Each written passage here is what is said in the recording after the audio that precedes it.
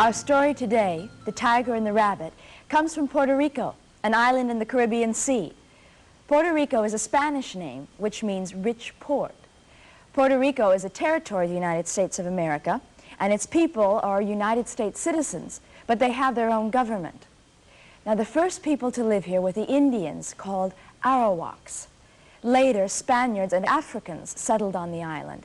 So today, Puerto Rico reflects the contributions of all three cultures. The Spanish heritage of Puerto Rico is seen in the language and customs of its people.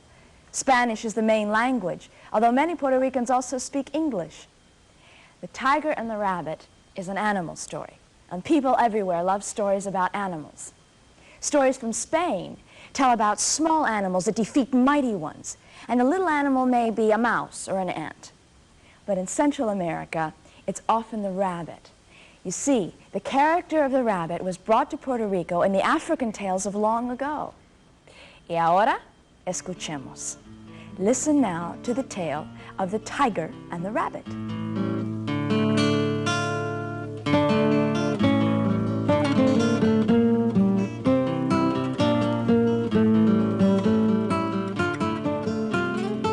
Hace mucho tiempo. Long, long ago, all the animals were friends and lived at peace with one another. That is, except for the tiger. The tiger liked to eat small animals, and his favorite meal was the rabbit.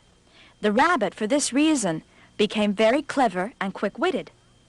In fact, the rabbit thought the tiger was a stupid, clumsy fool. Even so, he always tried to stay out of the tiger's way. One day, the rabbit was playing his guitar under the shade of a tree.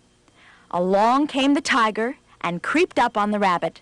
Well, before the rabbit could get away, the tiger jumped and grabbed him. "Aha! Now I've caught you," said the tiger. The little rabbit pretended not to be scared and answered calmly, "Ah, well, Tiger, you've come along at the right time. I was just sitting here playing my guitar and thinking about the best way to die. And if you knew what was going to happen, you would not care to live either." "What's going to happen?" asked the tiger. "Oh, hurry, eat me and be done with it," said the rabbit. "You will need all the strength you can get." "But what's going to happen?" demanded the tiger. "You mean you haven't heard?" said the rabbit. "There's a hurricane coming, and it's worse than any we've ever had. They say that all the animals will be washed away." "Oh, that's terrible," cried the tiger. "What am I going to do?" "For you, there's hope," said the rabbit. "You can tie yourself to a good, strong tree. But for me, it's hopeless." "Tie myself to a tree?" whimpered the tiger. "Sure. This one will do. It's withstood several hurricanes and will certainly stand another." "Oh, thank you. Thank you for helping me," said the tiger. "I don't want to be washed away." So the rabbit tied the tiger to the tree. Then he climbed up the tree to keep his eye on the tiger. Just then, a small herd of goats came walking down the road. When they first saw the tiger, they were frightened. But then they noticed the tiger was tied to the tree, and they laughed and laughed. "You wouldn't be laughing if you knew what was going to happen," said the tiger. "Oh, really? What's going to happen?" asked the goats. "A hurricane is coming, and it's going to wash all of us away." "A hurricane?" said the goats. "We haven't heard of a hurricane." The goats talked among themselves, and finally said to the tiger, "We have come from the mountains and across the hills, and no one has mentioned such news. There's no hurricane coming." The tiger knew at once he had been tricked, and the sight of the fat little goats made him even more angry because he was hungry. "Well then, why don't you untie me?" said the tiger. But the goats just laughed and ran away. Well, what could be funnier than a tiger tied to a tree? Oh, the tiger struggled and struggled, but he only got more and more tangled. In a while, a monkey came by and saw the tiger tangled up in the rope. He called all his friends to come and see. "What are you looking at?" said the angry tiger. "You look very funny." said the monkey. "Why are you all tangled up in that rope?" "I've been trapped by a very evil creature. Let me go, and I'll tell you who it was so he won't catch you." "Oh, no. If I let you go, you will eat us up," said the monkey. "I've never eaten a monkey," lied the tiger. "I promise I won't eat you." Oh, the monkeys believed him and began to chew on the ropes. As soon as the tiger's paw was free, he grabbed the monkey. He was about to eat him when the rabbit called from above, "That's not the way to eat a monkey." "What do you mean?" said the tiger. "The way to eat a monkey is to throw him in the air and catch him in your mouth," said the rabbit. "Oh, anybody can do that," said the tiger as he threw the monkey in the air. Well, the monkey grabbed onto a branch, while the rabbit took his guitar and dropped it into the tiger's mouth. The poor tiger ran off into the forest, coughing and choking. Oh, the tiger was furious that he had been tricked again. He swore he would eat the rabbit if it was the last thing he did. Well, then one day, he saw the rabbit carrying some cheese near a river. "This is my chance. Now I'm going to eat you," he said. "Yes," said the rabbit, "but first, taste this fine cheese." Where did you get this?" said the tiger. "Oh, there's lots of it at the bottom of the river. If you tie a rock to your body, it will help you sink. There is much more down there than I alone can carry." More cheese," said the tiger. "I must have more." And he ran off to look for some rocks. "Leave some for me," called the rabbit. But the tiger had already tied several large rocks to his legs and jumped right into the water. The tiger sank down, down, down into the river and looked around, but nowhere did he see any cheese.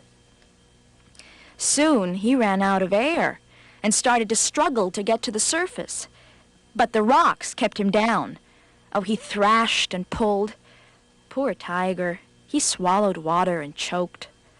Finally, the tiger grabbed onto a branch, and he pulled himself to the surface. As he lay on the riverbank, he swore again and again, "Someday I'll eat that rabbit. Someday I'll eat that rabbit."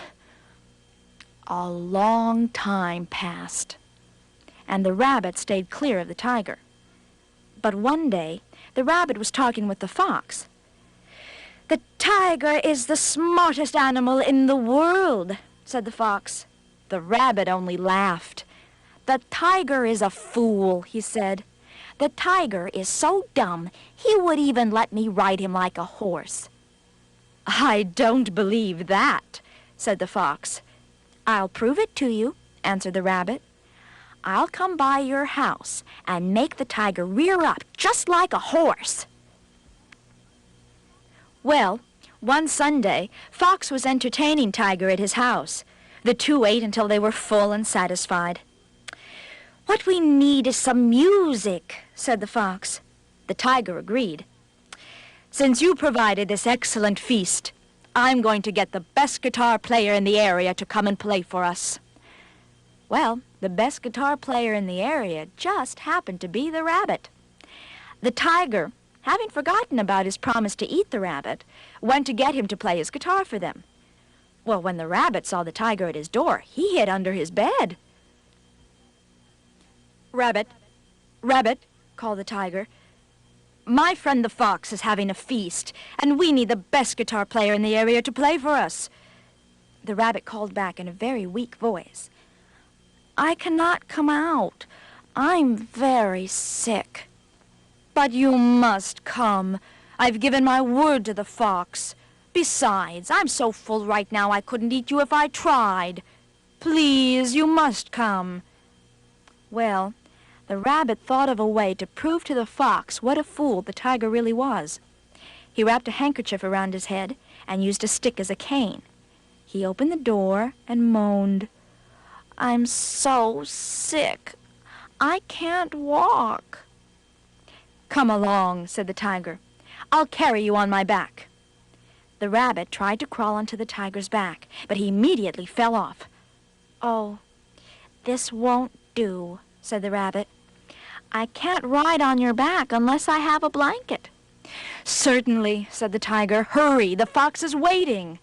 The rabbit went into his house and came out with a blanket. But no sooner had he climbed on than he fell off again. "I'm afraid this won't do either," he said. "I will need a small saddle. I think I have one someplace." "All right, but hurry," said the tiger. He put a bridle on the tiger, fixed on the saddle, put spurs on himself, and climbed onto the tiger with his guitar. "I'm ready," he said at last, and with his hands on the reins, the rabbit and the tiger trotted off to the fox's house. When they arrived, the rabbit called to the fox, "Come and see your friend." And he put his spurs into the tiger's side and made him rear like a horse. As the tiger ran off into the forest, the fox thought to himself, "That tiger is a fool. The rabbit was right." Later that day, the tiger and the rabbit returned to the fox's house and rejoined the feast. The rabbit played his guitar beautifully. The tiger finally realized how smart the rabbit really was. And from that day, they have been good friends. Until, of course, when the tiger gets hungry again.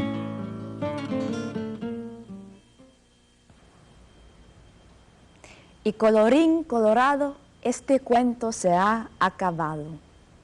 This was one of the stories from a book called The Tiger and the Rabbit and Other Tales, collected by Pura Belpré. You can find it in your school or public library. Read the tale of Nangato the cat and La Hormiguita the little ant. Look for these tales from Puerto Rico and stories from all over the world. Y colorín colorado, este cuento se ha acabado. Share a story with a friend so our tales will never end.